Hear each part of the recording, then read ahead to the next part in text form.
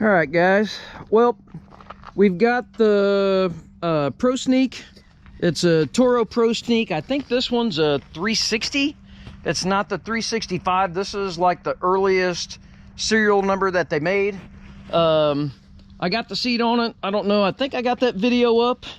This might not be a good idea for me to... The parking brake doesn't work yet. I need to fix the parking brake.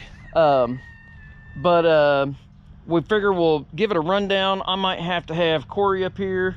It doesn't like getting on a trailer. All my trailers, well, this is actually my dad's trailer, but when you slide this all the way in with the spring in there and that center gusset thing, the ramp doesn't go over far enough to get on the tread bars. And just like my well, these tread bars actually stick up a little bit. My load trail doesn't do this. So I've got to figure out something on my load trail. I'd like to haul it just on my trailer instead of having to get this trailer. But anyways, what we're gonna do, this is the task at hand. It's 20 degrees this morning. The top of the ground's fairly frozen. But it's not horrible. We've got to find the water line because I actually do work with the guy that runs the water company. He's one of my builders, but and that's probably him. We've got a main somewhere up here. Well, Corey, he likes to have berms in front of his property. He did it on the last one, and this is his swimming pool, you know, the material that came out of the swimming pool. But he likes him some berm. So I'm betting you that the dang thing is in there. So I'm probably gonna have to witch it because they don't have a tracer wire. They don't know where the water main is, because when they put this in back in the day, they used a trencher, and if there's an obstacle, they went around it. They didn't go straight up the road a certain offset or whatever. It's been in for a while. The other bad thing is there's only 2 other meters on this. Actually, this way, there's only 2 other meters on this main before it dead ends. It dead ends right down the street, which means there's a lot of pressure on it.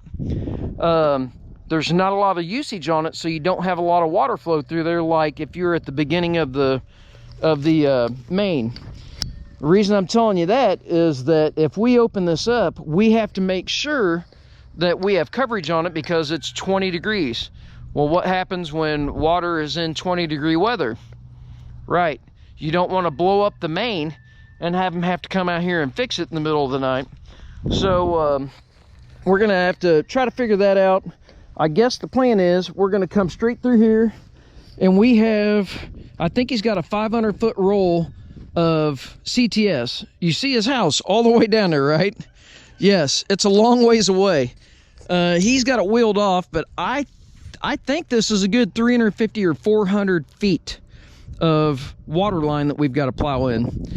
So what I'm going to do is I'm going to use the factory blade that came on the plow. It's 11 and 15, so it's got 11-inch cover and 15-inch cover, or maybe it's a 11 and 16, something like that. But it gives you about 15-16 inches of cover. So, and it's on the plow right now. So I'm going to flip it over. We're going to do a dry pass with it. We're going to go down through there. And then I've got the Excalibur blade with me. I'll put that video, just a short video of building it, up before that. We'll try to make it 5 or 10 minutes. So watch that first.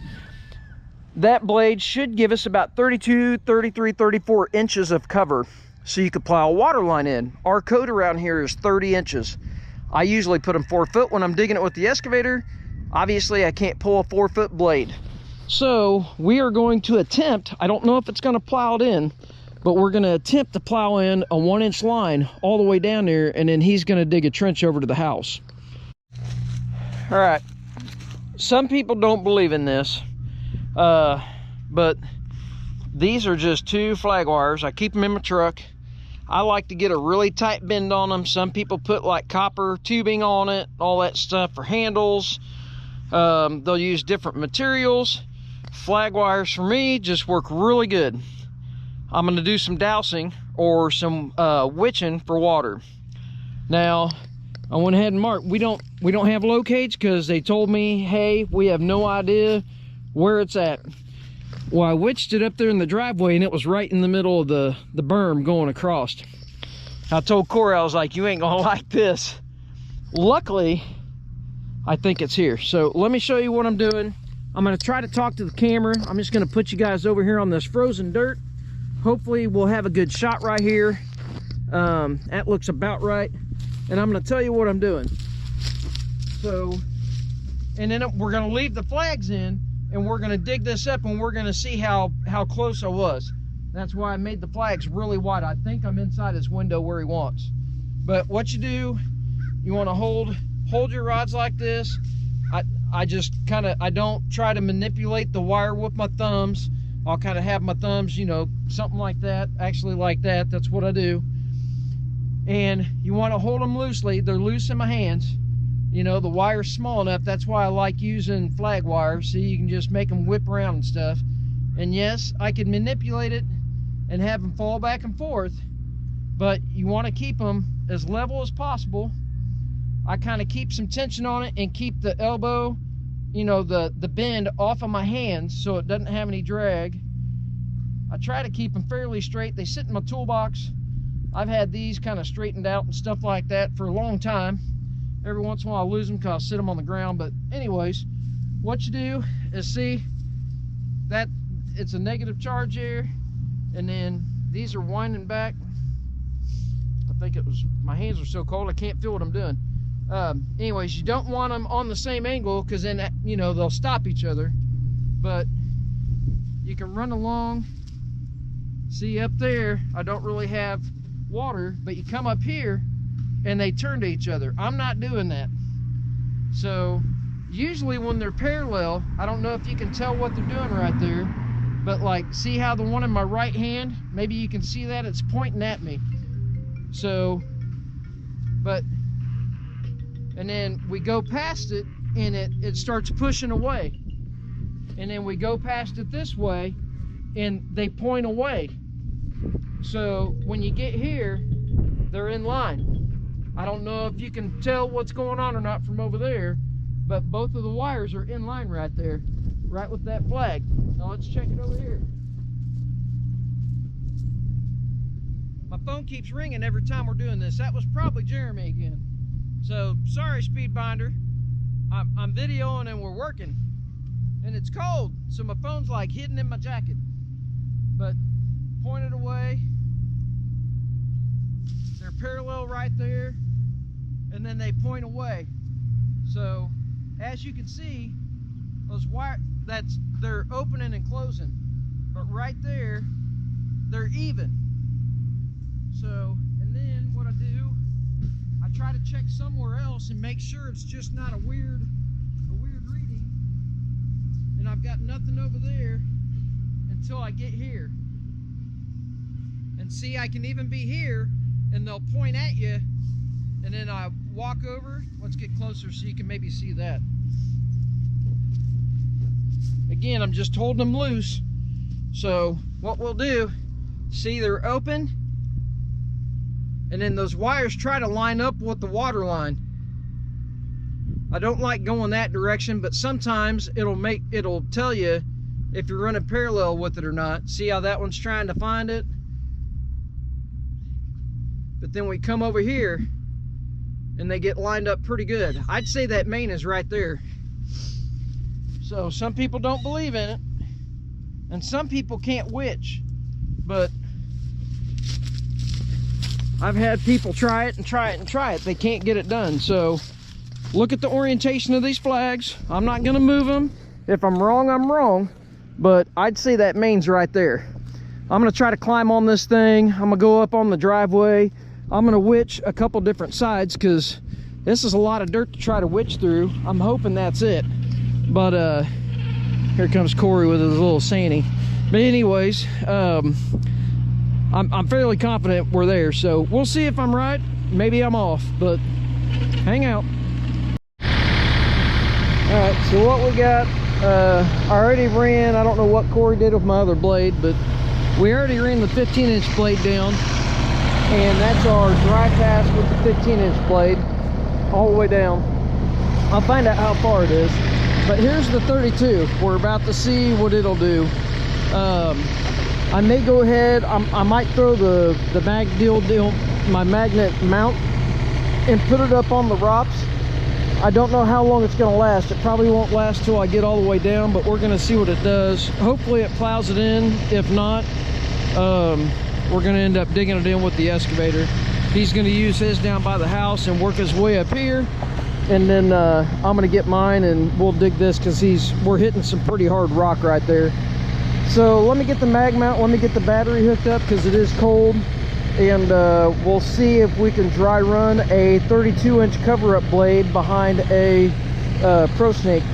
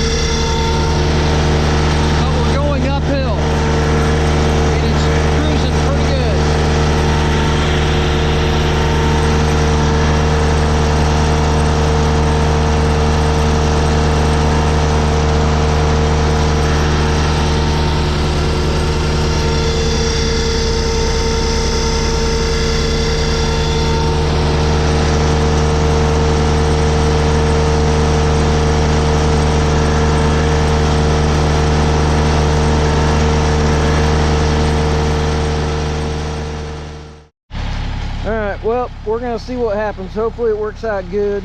Corey's gonna be up here at the pipe cart right there, plow. He's thinking it's probably 300 plus or minus feet that we're gonna pull right here, and then I'm gonna pull the existing, what was it, 40 or 50 foot down there past the trench. Probably maybe more than that. I mean, probably 60 feet at least, something. Yeah, so I'll pull it out. But anyways, we're gonna see what she does.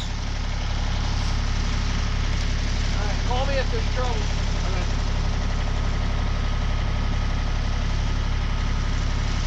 if I slow down or stop, don't think anything of it.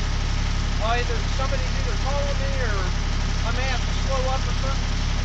And I got flags. If I get a hard spot, I'm just gonna throw it out as I'm going.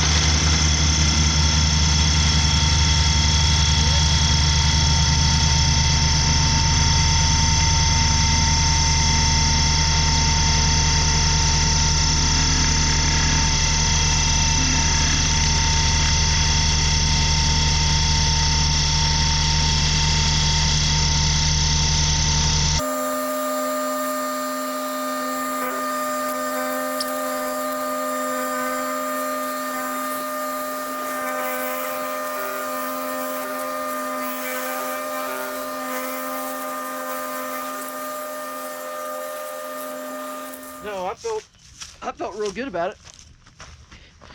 All right, well, there's about 300 foot of pipe, and it pulled really well. I'm glad we did so many dry runs, but there you go.